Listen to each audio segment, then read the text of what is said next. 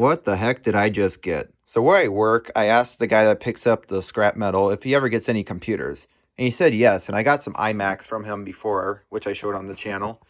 And he said he had some computers from a post office where they sorted mail. And I did not know what to expect, but it definitely wasn't this. So let's go ahead and take a closer look at these two things. So it'll be interesting to see if these work, and he's nice enough to take them back if they don't, because honestly, if the motherboard is dead in these, I really have no reason to keep them. It would just be a huge waste of space. So let's take a look at it and see if it actually does anything. So it's Siemens, go ahead and laugh at the name, by M&A Technology, manufacturer date 8/27/2006. So it's pretty old. He said that he actually has more of these too. And he said that they have an XP sticker, which makes sense. So there's like a front door on this, which thankfully is not locked. And it reveals some sort of filter. In here we have USB, a lightning bolt button, hard drive power, I would assume, and the power button. And over here it says a super rack Vi power. And if you look in there, ooh, that's dusty. There's actually a SATA port. So theoretically, I should be able to just slide in a hard drive into this caddy here, because I don't think there's any other drive in the system. Spinning it around, you can see it's a much more standard looking computer from this side. Over here we have some sort of power supply, 2 PS2 ports, which actually label them, 2 USB ports, only 2, which is kind of surprising. Some sort of serial connector, VGA, and 2 Ethernet ports. And over here it's pointing that, yes, there is indeed a parallel port, which is in one of the PCI brackets, and the rest are blank. So on the back, there's these 2 thumb screws. It just slide off very easily. To reveal probably, yeah, very dusty internals. And one thing that really sticks out to me right away, besides this big metal bar, is there's actually 2 CPU coolers. So if I had to guess, this might be an Intel Xeon system, which would be pretty cool.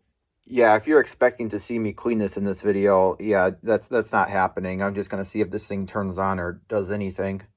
It looks like there's a lot of slots for RAM, so definitely could be a Xeon workstation system.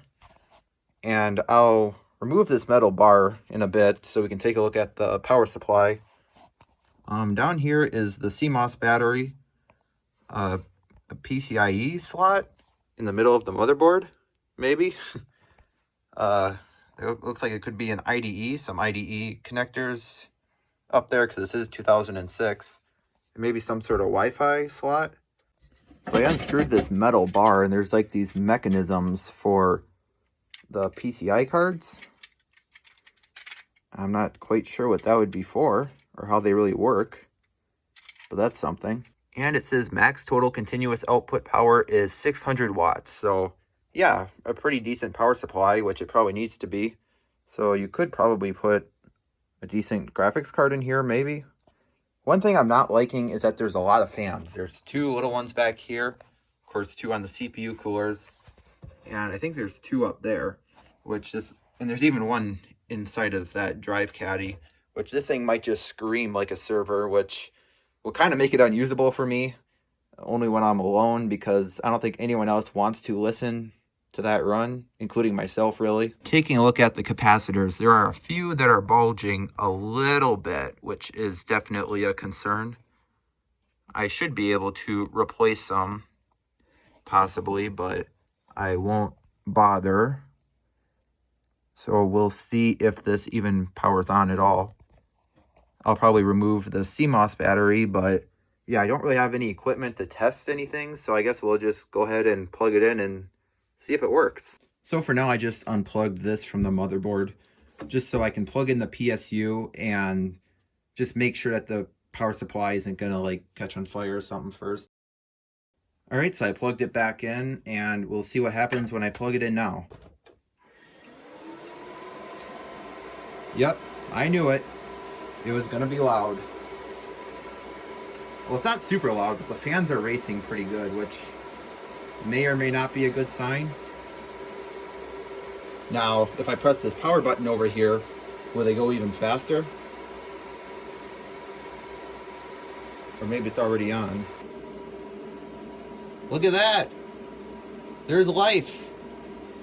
Alright. Intel Xeon. Oh.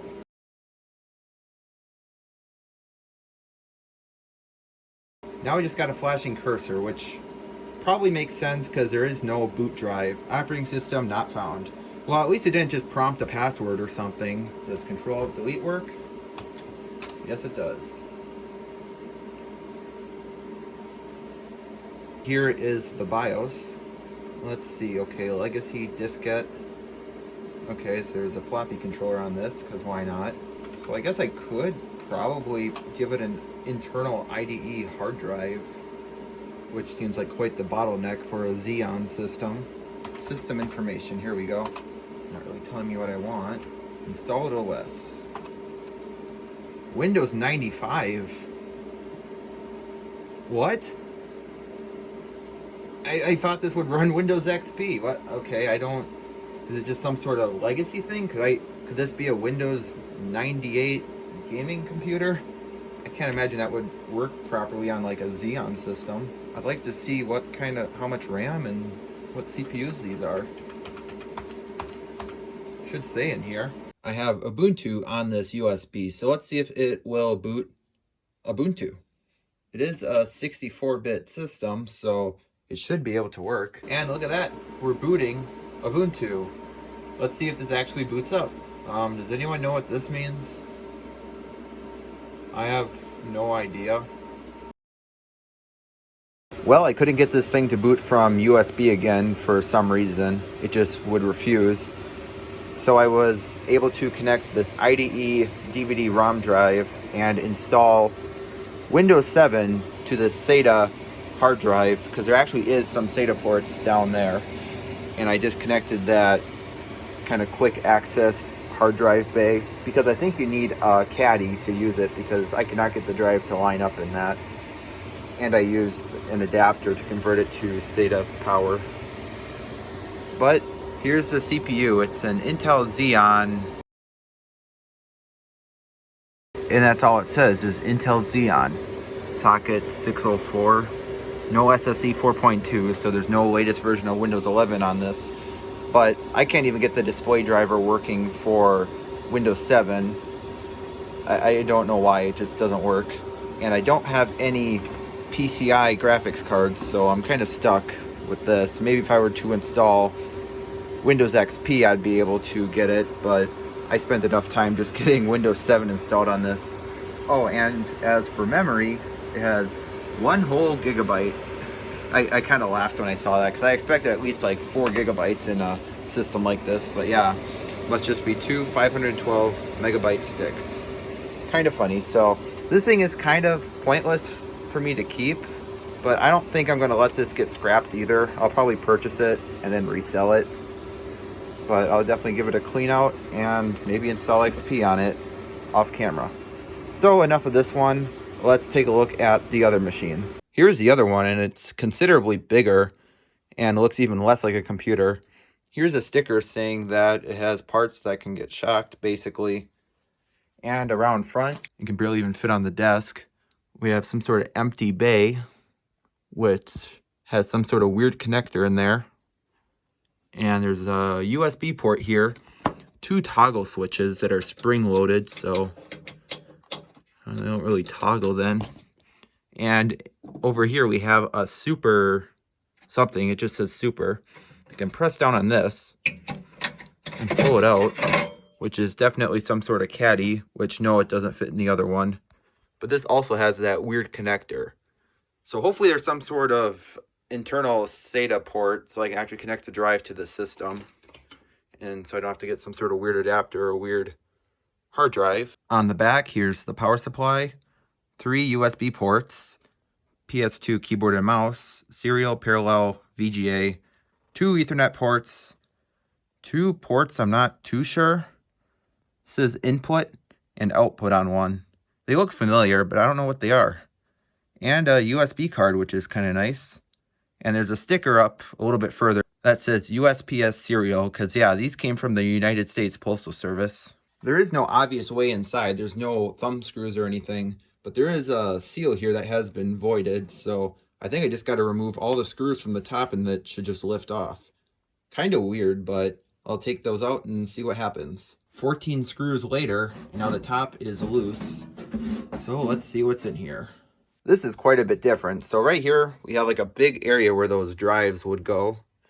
4 fans, 500 watt power supply, and much more memory modules installed in this one.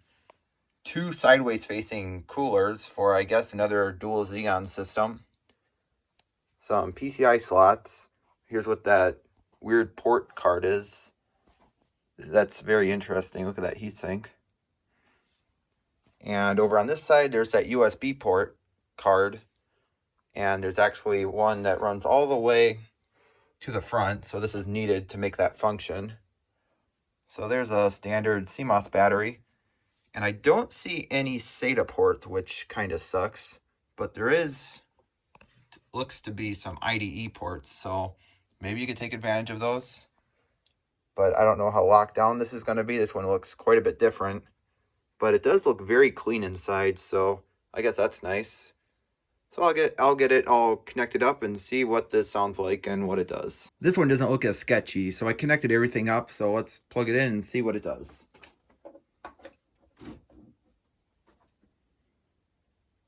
Alright, I didn't get anything yet. Let me try pressing the power switch. Oh yeah, this one's louder. Oh, okay. ATI Rage. BIOS, LAN, console, and it's going to fail to boot. Okay, press Control A for SCSI Select utility. Is that what those are? SCSI ports? Oh my gosh, what's it doing? Here's a quick look in the BIOS. It's pretty full of stuff, but it's definitely different than the other system that we looked at. Look at boot device. IBA. I'm not going to pretend like I know what I'm looking at.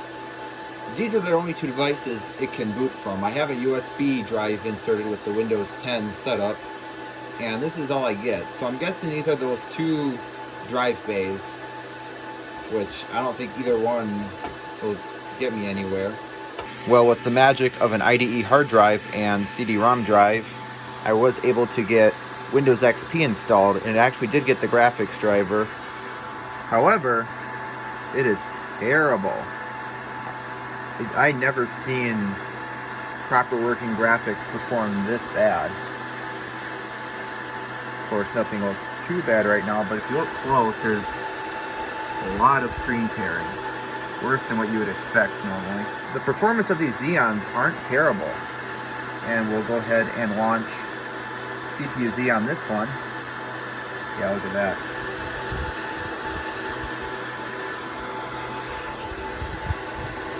Here it is, the Intel Xeon, socket 604. There's all your information. It does show both sockets here, which they're both exactly the same. Again, it only supports up to SSE2 memory. Each of these are still 512 megabyte sticks, so 2 gigabytes in total. Very underwhelming.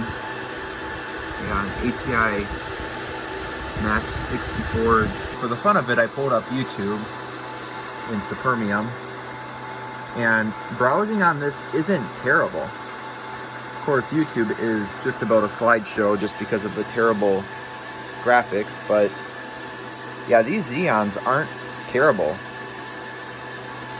If you were to have a PCI graphics card and a sound card, and it wasn't so darn noisy, this would make a pretty decent Windows XP or even a Windows 7 computer. Let's go ahead and shut this down so we don't get this noise anymore. Dun dun dun dun. Yeah, because neither of these have a sound card either, which makes sense for the type of computer that they are. Which, even though that it says Intel server board, these are not servers. These are just industrial computers. Up front it says Steel Cloud, and I looked that up as well as the other one, the Siemens, and yeah, it just says that they are industrial computers, and it's very common for them to have SCSI hard drive bays. The fact that this doesn't have SATA is kind of weird. It just really limits the system. I feel like it would be much more capable. I tried using Plot Boot Manager to get it to boot off of a USB drive. I did get the Windows splash screen, but that's about as far as I got. But other than the other one having a lot of dust and a few bulging capacitors, these both fully work. So I think I'll save these two from being scrapped. I know he has a lot more of them, but I am not going to take all of them. So yeah, let me know what you guys think. Is there a market for these, or am I wasting my time with these? So with that, I hope you enjoyed this video, and thank you for watching. Bye.